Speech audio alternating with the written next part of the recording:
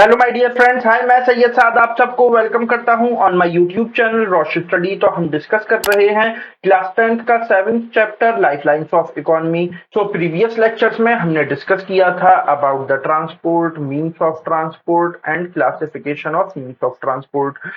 Now अब हम discuss कर रहे हैं नाउ इस लेक्चर में अब हम डिस्कस कर रहे हैं क्लासिफिकेशन ऑफ ट्रांसपोर्ट, जहां पर के हम लैंड ट्रांसपोर्ट पर फोकस कर रहे हैं। प्रीवियस लेक्चर में हम डिस्कस कर चुके हैं कि जो रोडवेज हैं ये बेसिकली 6 जगह क्लासिफाइड हैं। एक तो गोल्डन क्वाड्रिलेटरल सुपर हाईवेज, दूसरे नेशनल हाईवेज, तीसरे स्टेट हाईवेज, चौथे डिस्ट्रिक्ट रोड्स, पांचवें अदर रोड्स और छठे बॉर्डर रोड्स। तो नाउ ये जो लेक्चर है अब इसको हम और आगे बढ़ाते हुए आगे की इम्पोर्टेंट इंफॉर्मेशन आपके साथ शेयर करने वाले हैं। बट ये लेक्चर आपके क्लास 10th के सीबीएसई के एग्जाम्स के साथ साथ एएमयू और जामिया मिल्लिया के कॉमर्स, आर्ट्स, ह्यूमैनिटीज के 11th एंट्रेंस एग्जाम के लिए बहुत ज्यादा इम्पोर्टेंट होने वाले हैं। तो इसके लिए आप बने रहें हमारे साथ। बट हमेशा की तरह लेक्चर स्टार्ट करने से पहले आप लोगों के लिए एक क्वेश्चन और आपका सवाल है कि जो तारीखी शेरशाह सूरी मार्ग है, जो कि नेशनल हाईवे नंबर 1 भी जिसे कहा जाता है, यहाँ पर आपको ये बताना है कि ये दिल्ली से लेकर और दूसरे किस शहर के बीच में बना हुआ है। इसके लिए आपके ऑप्शंस हैं ए जालंधर, बी चंडीगढ़, सी लुधियाना या फिर डी अमृतसर। कमेंट सेक्शन आपका है, इसका राइट आंसर वहां पर लिखो। हमेशा की तरह इसका सही आंसर मैं आपको बताऊंगा इस लेक्चर के लास्ट में। तो चलिए हम स्टार्ट करते हैं आज का अपना topic. So stay with us because there is a lot to know, a lot to discuss. So let's start. जैसा कि मैं आपको प्रीवियस लेक्चर में बता चुका हूं कि 2022 के डेटा के अकॉर्डिंग, जो ministry of road and transport है उसके डेटा के अकॉर्डिंग, इंडिया में 63.75 लाख किलोमीटर का रोड नेटवर्क अवेलेबल है, जो कि दुनिया का दूसरा सबसे बड़ा रोड नेटवर्क है। और ये जो रोड नेटवर्क है ये बेसिकली 6 जगह क्लासिफाइड है, जो कि गोल्डन क्वाड्रिलेटरल सुपर हाईवेज हैं, दूसरे नेशनल हाईवेज, तीसरे स्टेट हाईवेज, चौथे डिस्ट्रिक्ट रोड्स, पांचवें अदर रोड्स और छठे बॉर्डर रोड्स। सो नाउ सबसे पहले गोल्डन क्वाड्रिलेटरल सुपर हाईवेज क्या है। देन ये जो गोल्डन क्वाड्रिलेटरल सुपर हाईवे है ये बेसिकली लॉन्च किया गया था, जो इंडिया के चारों बड़े शहर हैं, चारों मेट्रोपॉलिटन सिटीज हैं, उनको आपस में कनेक्ट करने के लिए, जो कि हैं दिल्ली, कोलकाता, चेन्नई, मुंबई। तो ये जो आप अपने स्क्रीन पर मैप देख रहे हो और ये जो ब्लू लाइन आप यहाँ पर देख रहे हैं, ये बेसिकली यही हाईवे है, जो कि एक 6 लेन सुपर हाईवे है और ये इंडिया के चारों बड़े महानगरों को, चारों बड़े शहरों को आपस में जोड़ता है। और इसका जो लेंथ है, जो इसका स्पैन है, वो तकरीबन तकरीबन 14,000 किलोमीटर है। और इस प्रोजेक्ट को हरी झंडी दिखाई थी श्री अटल बिहारी वाजपेयी जी ने, जो कि जब 1999 से 2004 तक वो प्राइम मिनिस्टर थे, तब उन्होंने इस प्रोजेक्ट को स्टार्ट किया था, लॉन्च किया था। और इसके साथ ही साथ गोल्डन क्वाड्रिलेटरल में नॉर्थ साउथ कॉरिडोर को भी शामिल किया गया था, जो कि श्रीनगर से लेकर कन्याकुमारी तक को जोड़ दे। यानी कि ये है, देखो, श्रीनगर। और यहाँ साउथ में आप, यहाँ बिल्कुल इंडिया का एंड है ये कन्याकुमारी। तो यहाँ से बेसिकली एक रोड इस तरह से जोड़ने की प्लानिंग थी। देन ईस्ट वेस्ट कॉरिडोर को भी यहाँ पर आपस में जोड़ने की प्लानिंग थी, जो कि स्टार्ट हो रहा था सिलचर से, जो कि असम में लाई करता है, और इसको जाना था पोरबंदर गुजरात तक। ठीक है, यानी कि असम आपका यहाँ पर है, ठीक है, यहाँ, और गुजरात पोरबंदर आपका यहाँ पर है। तो यहाँ से यहाँ के बीच में भी एक हाईवे प्लान किया गया था। और ये सारे प्रोजेक्ट्स आज की डेट में तकरीबन तकरीबन कंप्लीट हो चुके हैं, बल्कि अब तो बहुत सारी जगह पर मेंटेनेंस का भी काम चलता रहता है, जो कि इस बात का सिंबल है कि ये प्रोजेक्ट अब कई सालों से फुल फ्लेजेडली वर्क कर रहे हैं। अच्छा, ये जो गोल्डन क्वाड्रिलेटरल सुपर हाईवेज थे, इनका ऑब्जेक्टिव बेसिकली क्या था? तो इनका मेजर ऑब्जेक्टिव था टाइम और डिस्टेंस को घटा देना, जो बड़े शहरों के बीच में, क्योंकि बड़े शहरों के बीच में जो रोड्स थे वो इतने वेल फैसिलिटेटेड, वेल प्लान्ड नहीं थे। जो नेशनल हाईवेज थे, जो स्टेट हाईवेज थे, वो इतनी अच्छी कंडीशन में नहीं थे। तो golden quadrilateral super highway project के थ्रू मेगा सिटीज के बीच में, इंडिया के मेगा सिटीज के बीच में जो ट्रैवल था, जो ट्रांसपोर्ट था, उसे स्मूथ बनाने के लिए, स्पीडी बनाने के लिए, एफिशिएंट बनाने के लिए यहाँ पर इस प्रोजेक्ट को, golden quadrilateral super highway project को लॉन्च किया गया था। और ये जो हाईवे प्रोजेक्ट्स थे, इनको इनको बेसिकली इम्प्लीमेंट किया किसने?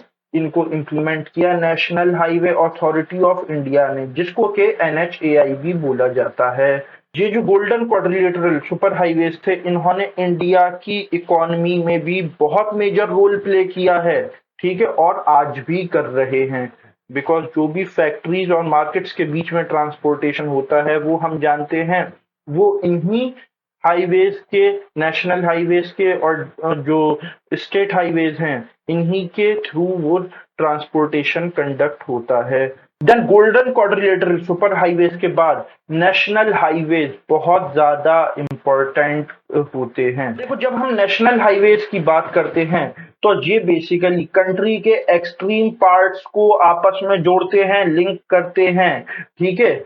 और ये प्राइमरी रोड्स कंसीडर किए जाते हैं, जिनको कि CPWD यानी कि सेंट्रल पब्लिक वर्क्स डिपार्टमेंट इनको कंट्रोल करता है। और ये आप अपने स्क्रीन पर देख रहे हैं, एक road network of national highways, जिसमें कि मैंने जो अभी आपसे जिक्र किया कि श्रीनगर से लेकर कन्याकुमारी तक, यानी कि ये जो रोड आप यहाँ से देख रहे हैं, यहाँ से और यहाँ तक का ये जो रोड आ रहा है, ये वही नॉर्थ साउथ कॉरिडोर है जो कि मैंने अभी आपको बताया था। और ये जो रेड कलर का ईस्ट वेस्ट कॉरिडोर देख रहे हैं, जिसके बारे में मैंने अभी जिक्र किया था, यहाँ से लेकर और ये जो सिलचर यहाँ तक आ रहा है, ये बेसिकली ईस्ट वेस्ट कॉरिडोर है, और ये बेसिकली एक नेशनल हाईवे ही है, ठीक है। देन ऐसा नहीं कि ये जो नॉर्थ साउथ कॉरिडोर है या ईस्ट वेस्ट कॉरिडोर है, ये कोई एक सिंगल नेशनल हाईवे है। ये कंट्री के एक्सट्रीम पार्ट्स को कनेक्ट करते हैं, बट जैसे कि नॉर्थ साउथ या ईस्ट वेस्ट कॉरिडोर है, ये बेसिकली कई नेशनल हाईवेज को आपस में जोड़कर उन्हें लिंक करके तैयार किया गया है। देन नेशनल हाईवेज के बाद जो थर्ड टाइप के रोड्स होते हैं, ये होते हैं स्टेट हाईवेज। देन जब हम स्टेट हाईवेज की बात करते हैं, तो स्टेट से तो आप सबसे पहले एक चीज ये समझ लो कि ये किसी भी एक पार्टिकुलर स्टेट में होते हैं, ठीक है। और ये स्टेट के कैपिटल से स्टेट के डिफरेंट डिस्ट्रिक्ट्स को आपस में जोड़ते हैं, इसीलिए इनको बोला जाता है स्टेट हाईवेज। और इनको जो कंट्रोल करता है वो स्टेट ही करता है। जैसे कि यूपी में जो भी स्टेट हाईवेज हैं, उन्हें यूपी गवर्नमेंट ही कंट्रोल करती है, उनका जो देख रेख है, रख रखाव है, वो सब यूपी गवर्नमेंट की जिम्मेदारी है। तो ये जो रोड्स होते हैं, इनको मेंटेन किया जाता है स्टेट पब्लिक वेलफेयर डिपार्टमेंट के थ्रू या पब्लिक वर्क्स डिपार्टमेंट के थ्रू। और जो नेशनल हाईवेज थे, उनको CPWD यानी कि सेंट्रल पब्लिक वर्क्स डिपार्टमेंट उनको मेंटेन कर रहा था, जो कि डायरेक्टली कंट्रोल किया जाता है बाय द सेंट्रल गवर्नमेंट। और जो स्टेट हाईवेज होते हैं, ये स्टेट्स और यूनियन टेरिटरीज दोनों जगह पे ही हमें मिलते हैं। और ये आपके स्क्रीन पर प्रेजेंट हैं कुछ बहुत ही फेमस स्टेट हाईवेज, जो कि हैं यूपी, पंजाब, गुजरात, महाराष्ट्र, तमिलनाडु, इन स्टेट से।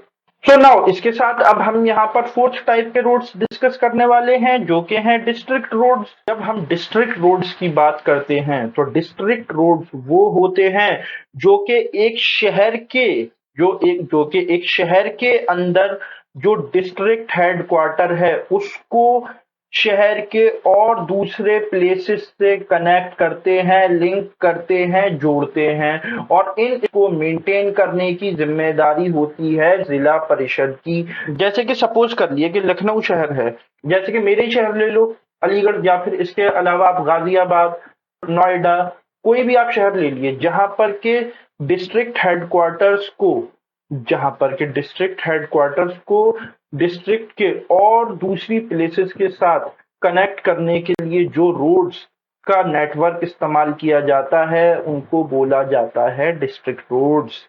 देन डिस्ट्रिक्ट रोड्स के बाद जो फिफ्थ टाइप के रोड्स हैं ये हैं अदर रोड्स। सो नाउ अभी तक हमने बात कर ली गोल्डन क्वाड्रिलेटरल सुपर हाईवेज की, उसके बाद हमने डिस्कस किया नेशनल हाईवेज, देन उसके बाद स्टेट हाईवेज, देन उसके बाद डिस्ट्रिक्ट रोड्स।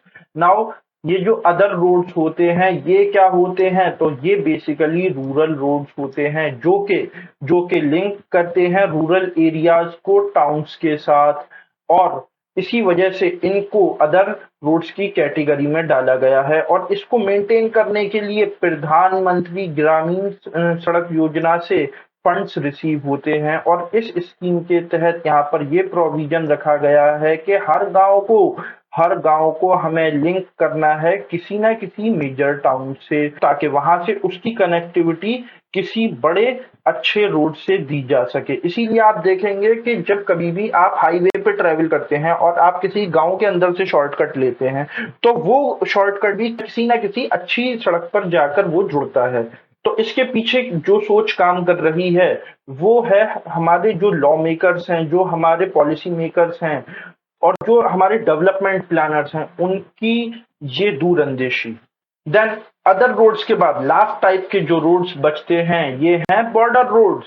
तो बॉर्डर रोड्स का तो नाम सुनकर वैसे ही आप काफी हद तक इस चीज को समझ गए होंगे कि ये कहाँ पर मौजूद हैं। यस माय फ्रेंड्स, आप बिल्कुल सही समझ रहे हैं कि ये हमारे कंट्री के बॉर्डर पर जो रोड्स प्रेजेंट हैं ये वहां पर होते हैं, ठीक है। और इनको इसीलिए बॉर्डर रोड्स बोला जाता है। और इसको जो मेंटेन करता है, इन रोड्स को जो चलाता है, मेंटेन करता है, वो करता है बॉर्डर रोड्स ऑर्गेनाइजेशन, जो कि गवर्नमेंट ऑफ इंडिया की ही एक अंडरटेकिंग है, और इसी की ही जिम्मेदारी है इन रोड्स को बनाना, इन्हें मेंटेन करना in the bordering areas of country. और अगर हम बॉर्डर रोड्स की बात करें तो हमें बहुत सारे बॉर्डर रोड्स मिलते हैं, जैसे कि इंडो पाक बॉर्डर यानी इंडिया पाकिस्तान बॉर्डर पे, इंडो बांग्लादेश बॉर्डर पे, इंडो चाइना बॉर्डर पे, इंडो नेपाल बॉर्डर पे। तो यहाँ पर जो भी रोड्स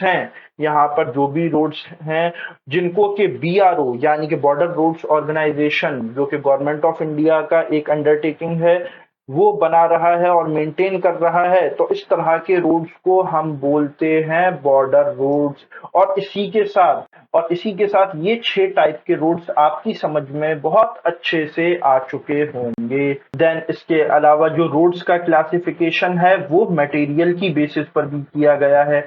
मटेरियल की बेसिस पर यहाँ पर जो रोड्स बनाए जाते हैं वो बनाए जाते हैं मेटल्ड रोड्स और अनमेटल्ड रोड्स।